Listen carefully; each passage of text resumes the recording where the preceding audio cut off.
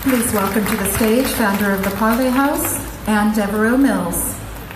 Hi everybody. I wish you could get closer. The sun is creating too big of a distance between us at a time where we need to be close to each other. So I'm going to feel your presence up here. I'm here to talk about women's issues. Women's issues are economic issues. Women's issues are healthcare issues. Women's issues are poverty issues, they're safety issues, they are climate issues, they are criminal justice issues.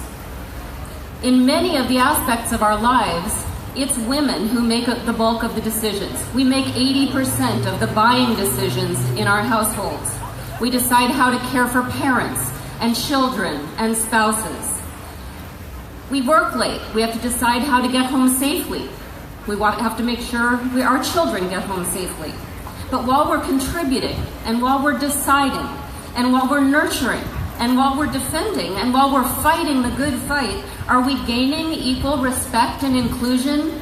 I'm afraid the answer is no. This reminds me of a comment that was made about Fred Astaire and Ginger Rogers, where she was doing what he was doing, but she was doing it backwards and in heels. It's not very different from our situation today. You might note that women make up 51% of the workforce, but unfortunately, while we're making up 51% of the workforce, we're earning 77% of every man's dollar. And if we're African American, we're earning 64 cents of every man's dollar. And if we're Latina, we're earning 56 cents compared to every man's dollar. 30% of a woman in a relationship in America has stated that she has experienced some sort of physical or sexual violence. And while the number of women in the workforce rises and more women than men are starting businesses, we only occupy 15% of executive positions. We only hold 17 seats on boards, and only 4 of us are empowered enough to be chairman of the board. And this is really strange because Credit Suisse recently conducted a report which showed that companies with women on their boards have higher returns on equity and higher growth than their all-male counterparts. And if that doesn't make you angry about our situation, how about the fact that we've been given almost no voice in our own government?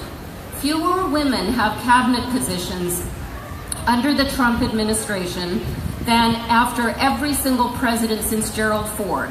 We are more represented now as women than we were in the 1970s. I mean, that's an amazing and tragic fact.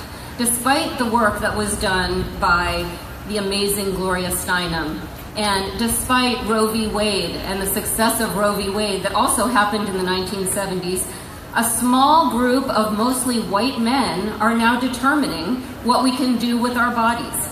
Yesterday's New York Times reported that if the new Trump healthcare plan comes into effect, 24 million Americans will be left without health care. 24 million Americans. It's unconscionable. Do you know that if Roe versus Wade is overturned and the decision gets returned to the states on abortion, it's expected that 22 states in the United States of America will not allow abortions to be provided to women?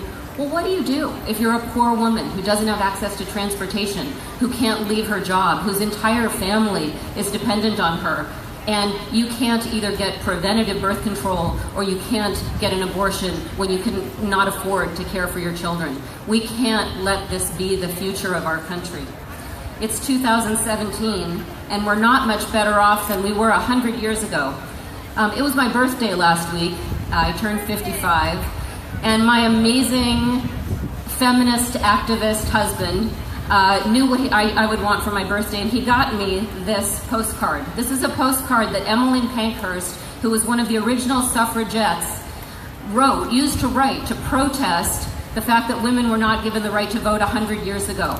Well, it's 100 years later, we have the right to vote, but we don't have the right to be heard. This isn't acceptable.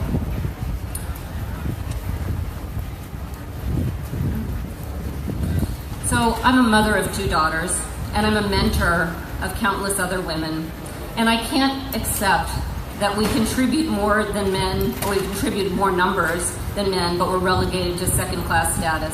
I can't accept that we're kept out of rooms where decisions are being made. I can't accept that both me and my daughters could be stalked, harassed, or grabbed. As someone who has been a multiple-time CEO, I look back and I see what happened. I can see my days. This exclusionary behavior was the norm. And many of us, I think including myself, didn't push back hard enough at the time. But I saw what was happening, and right now there's a term for it, and it's called unconscious bias. And unconscious bias in the workforce meant that when the going got tough, the men saved the men because they could imagine themselves in that other man's shoes. And when the opportunity for promotion came, the opportunity was given to the man because the person doing the promoting knew what it felt like to want and to have earned that promotion. But there's something else that's happened now. I'm looking into an audience of very enlightened people in the tech world, people who are changing our future. And how many of you have seen this unconscious bias that I'm talking about? Can you give me a shout out? Right, you've seen it because it exists. But it's no longer unconscious bias because we know about it. It's unconscionable bias. So you might ask yourself, if there is this unconscionable bias, what do I do to change it? And much of what we've discussed today has felt very overwhelming. We're talking about rights for migrant farm workers. We're talking about the need for health care. We're talking about the plight of people in this country who are being unfairly judged based on their place of birth or their religious beliefs. What do we do to make change? I will offer it to you today that change is within every single one of you, and it does not take changing your life to have real impact. I'm going to tell you a story of someone who doesn't know. I'm going to tell a story about her. One of the things that I do in my life is mentor young women, and I found out about this amazing young woman in Cambodia who had suffered with her family through the genocide in Cambodia.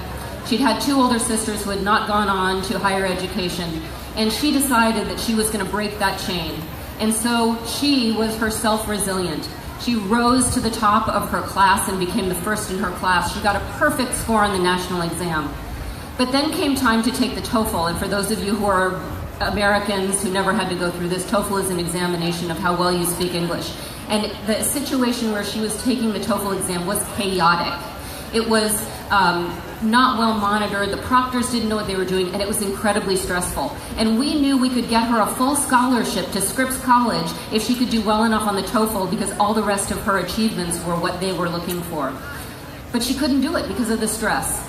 Well, segue that into a 27-year-old young friend of mine who teaches mindfulness in inner city schools as a way to help young people learn how to channel their stress into more productive means. And I said to her, Hannah, I don't know if you're willing to do this, but could you get on the phone and call my friend Liek in Cambodia and just give her some basic tools for learning how to manage her stress? And Hannah called her and they spent 30 minutes on the phone, and guess what? Sitting right here on the floor right now is our freshman at Scripps College. 30 minutes. It was 30 minutes of taking something that came so naturally to Hannah. It was something she did in her sleep. It was her superpower. It was her inner strength. And by passing it on in a small way to another woman, she pulled her forward and changed the entire course of her life. I bet each of you has a superpower.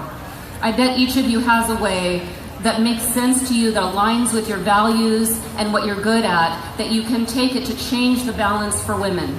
You might be able to put us on a board or make us chairman of the board. You might be able to promote us. You might be able to tell us what's said in the men's room because we don't know. You might be able to coach us or hear us or support us or value us. But one small act can create a cascade that's far more meaningful than you think it's going to when you're doing it. I admire Malala, who was an amazing young woman that stood up at a time when she was incredibly oppressed and would have been so terrifying for any of us. And my favorite quote of hers is where I'm gonna leave you today. She said, "We cannot succeed when half of us are held back. We cannot succeed when half of us are held back." Please use your superpowers. Pull us forward. Thank you.